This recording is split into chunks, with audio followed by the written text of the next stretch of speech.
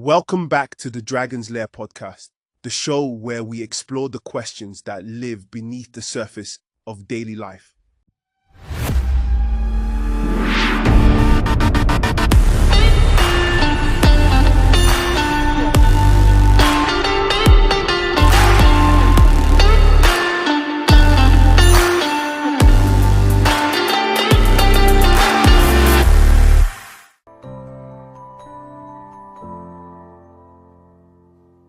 I'm Black Dragon. And I'm Golden Dragon. Today, we're turning inward, toward the body. Not as something to sculpt or shame, but as something to understand. Something to listen to. There's a line from the philosopher Michel Foucault that says, "The body is the inscribed surface of events." That's always stayed with me. Our bodies aren't just objects. We live through them. Their memory, emotion, presence. And yet, we often treat the body as an afterthought. A vessel to carry our real self, the mind, from one place to another. But today we want to ask, what if fitness isn't just a physical activity, but a philosophical one? Let's begin in the past. The Greeks, of course, were obsessed with the body. The Olympic Games weren't just sport, they were spiritual, even political. Physical training was part of education. Yes, and Plato had a complex relationship with the body. He saw it as a prison for the soul, but also believed in gymnastique, the cultivation of the body, as essential for balance. In the Republic, he says that a guardian must harmonize music and gymnastics to nurture both soul and body. And Aristotle takes it further. He believed virtue was found in the golden mean, not in extreme asceticism or indulgence, but balance. Physical excellence for him wasn't vanity. It was part of eudaimonia, flourishing. Then we get to the Stoics. They remind us, the body isn't fully under our control. Epictetus, famously crippled, taught that we should care for the body, yes, but not be owned by it. He wrote, "When something happens that makes your body hurt, remind yourself, it is not the event, but your judgment about it."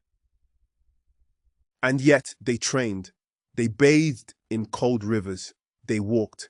They knew that physical discomfort was a way of testing and building the will. Fast forward to now. We live in a society that often sees fitness as a commodity. Something to monetize, to track, to post on social media. And yet, ironically, modern science is reinforcing ancient wisdom. Let's look at the data.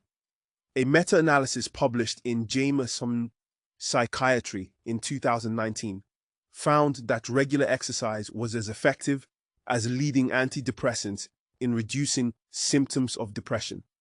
For many people. Right. And it's not just mood.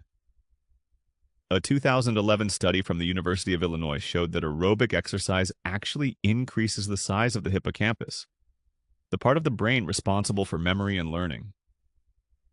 Participants who walked just 40 minutes 3 times a week showed measurable brain growth. So movement literally changes the structure of the brain.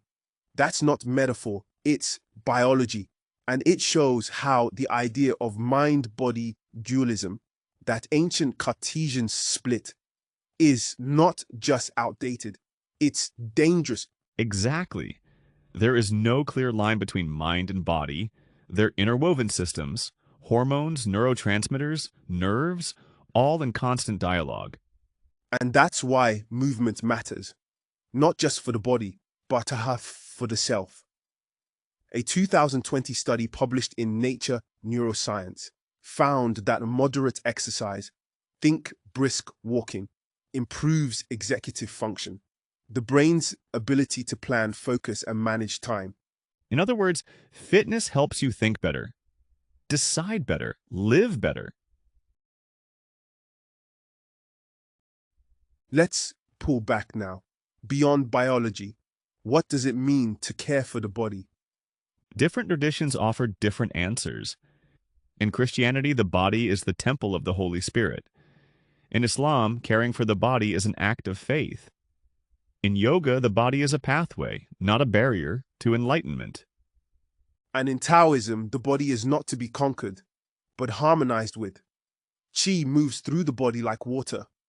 Fitness isn't about exertion, it's about flow. So what if we stopped thinking of fitness as a war against the body? What if we thought of it as dialogue?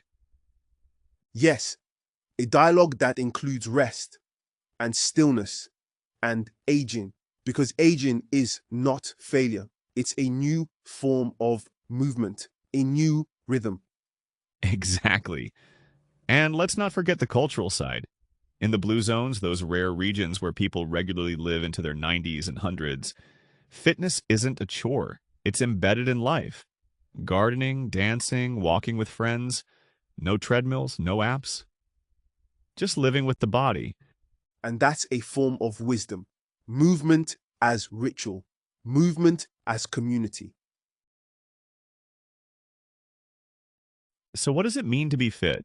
Not six-pack abs, not speed, not domination, but presence. To be fit is to be tuned to your body's signals and to move with it, not against it. To know when to push and when to rest. And that brings us to the ethics of fitness. If your body is your first responsibility, your first relationship, then treating it well becomes a moral act. Not out of shame, but out of care. There's a lovely phrase from Bell Hooks. She wrote, "Living simply makes loving simple." I think of that when I move, when I stretch, when I breathe deeply. Fitness is simplicity. It returns you to the self quietly, steadily. And maybe most radically, it teaches us to accept change. Because every workout, every breath reminds you, you're in flux. And that's not a problem. That's life. To move is to be alive. To move mindfully is to remember. This body is not permanent, but while it lasts, it deserves love.